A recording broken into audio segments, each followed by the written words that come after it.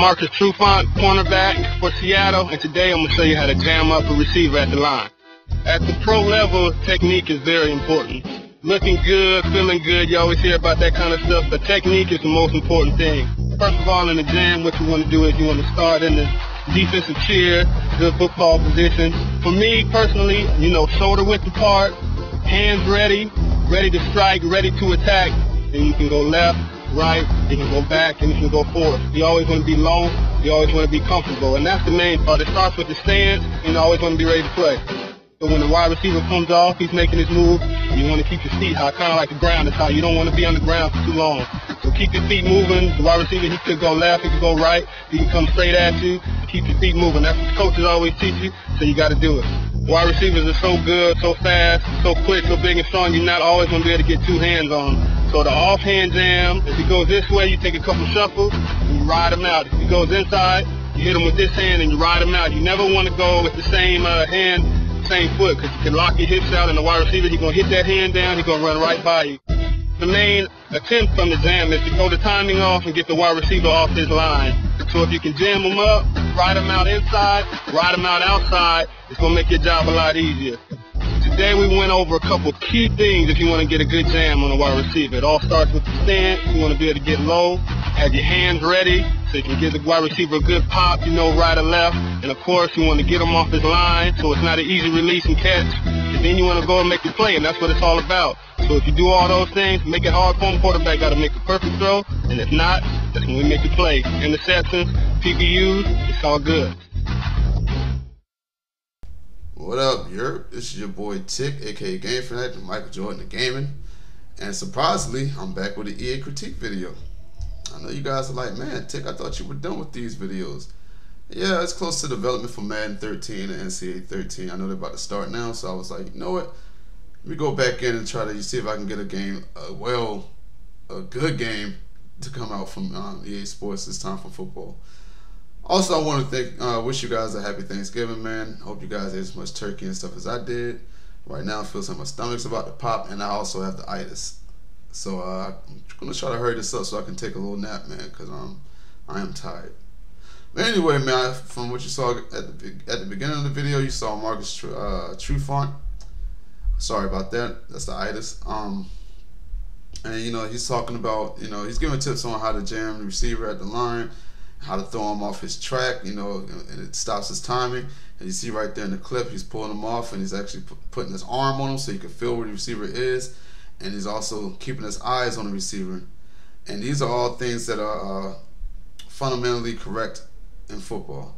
Now, EA on most of the part, like the plays and stuff like that, the game is pretty much fundamentally sound. But things like this, which will make the game look very authentic, are not correct. So that's why I made this video, to show some things that EA needs to get down. If they fix these problems, man, I don't think anyone could actually complain about the game anymore, because the game will look more like real football. But I'm going to show a few examples, man. One from 2K5 and one from NCAA 12. I don't have Madden 12, but NCAA 12 is basically the same game, so it's a great substitute. All right. Now, this clip is going to take probably a while to load. I'm not sure because I didn't get to shorten it.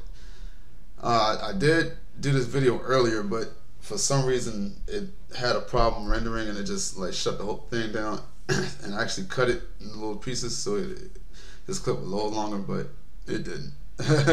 And I forgot to do it just now, so it's going to take a while for the video to load up. But anyway, yeah, I've just been noticing, like, there's not really a lot wrong with the game. The game looks beautiful. They fixed the man coverage and things like that, but it's just those little things that don't look right. All right, now the play is about to start. All right, now what you're going to see is I'm playing as Dallas and I'm going against the Jets on practice mode. Now you see how he jammed me and pushed me off of my route. It looks just like what Mr. Marcus Trufant was talking about, right? Exactly like it. He still gets beat though, but I don't think he was a good receiver against Glenn. And I'm going to check all the receivers too to see what all the coverage was done to them. Now this guy, he's playing off man coverage, and even though that wasn't what we're looking at, but he still ran it correctly. That's how you should run, off man coverage. You see how he tried to cut in front of me when my guy made the cut? That's how you want to play that. Now this cornerback, I really like the way he played defense on me. Now he missed the jam, but you see how he put his arm on me and he's looking at me until he saw that I looked back at the quarterback to see the ball was coming. And as soon as he saw my eyes go back and look towards the quarterback, his head goes back and he tries to play the ball. That's authentic. That's what we should see in a football game. That's what we should see in EA Sports football game. It's now 2011 and we're still not seeing this. And this game right here came out in 04. And that's pretty unacceptable. Like, you can't have that, man. That's not good for a game to be this, you know, in 2011 still not have this. It still doesn't look as authentic as this game does. That's why 2K5 is still being held high on the pedestal, because when they did things correct. Now what EA did was they made a mistake by hiring a guy that wasn't a pro. The Sim Standard had a video on this. Hiring a guy that wasn't a pro to do the motion capturing. It was just a failed football player who could imitate other players. Now, he could imitate other players, but he really couldn't imitate the fundamentals of player positions, obviously, because, you know, you didn't see this ever in a Madden title. You never saw it. So what 2K did was they actually hired true pro football players from the NFL and had them do the motion capturing, which is what EA should do.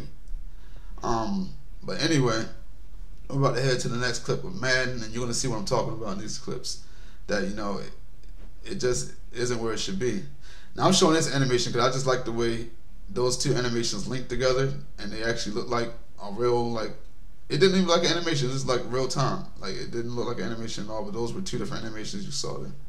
But anyway, here's a Madden clip, man. Now you see that they're struggling against each other like that. It looked like they were about to wrestle or something like that.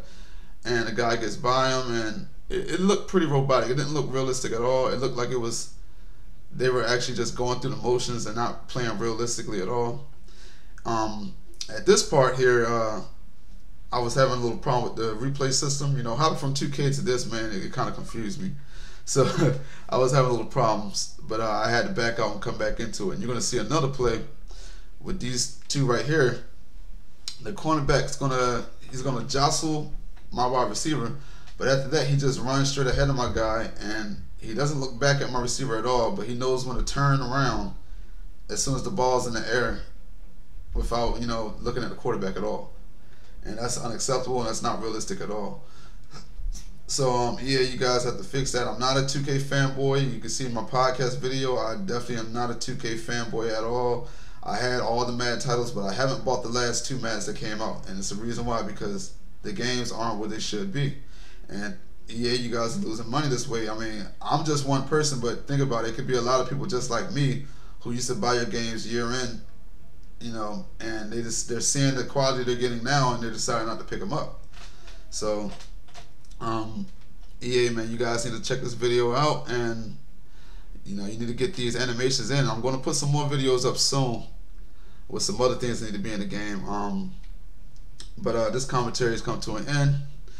This is your boy Tick, man. If you like the commentary, please hit the like button. Also, if you like the commentary, please subscribe. But don't subscribe if you're only going to subscribe to see EA critiquing videos, because that's not the only thing I focus on. I play all games, and this channel is for gaming, you know, all kind of games, not just sports gaming. So if you like Call of Duty gameplay, because that's what I'm playing at the most right now, Call of Duty Modern Warfare 3 or Black Ops, anything like that, please subscribe. Check out my other videos also. There will be Battlefield later on whenever I get this new computer and things like that. And yeah, man, I'm looking forward to you guys subscribing and making some more videos for you, and also some more EA videos. So, but this is your boy Tick, man. I'm signing out.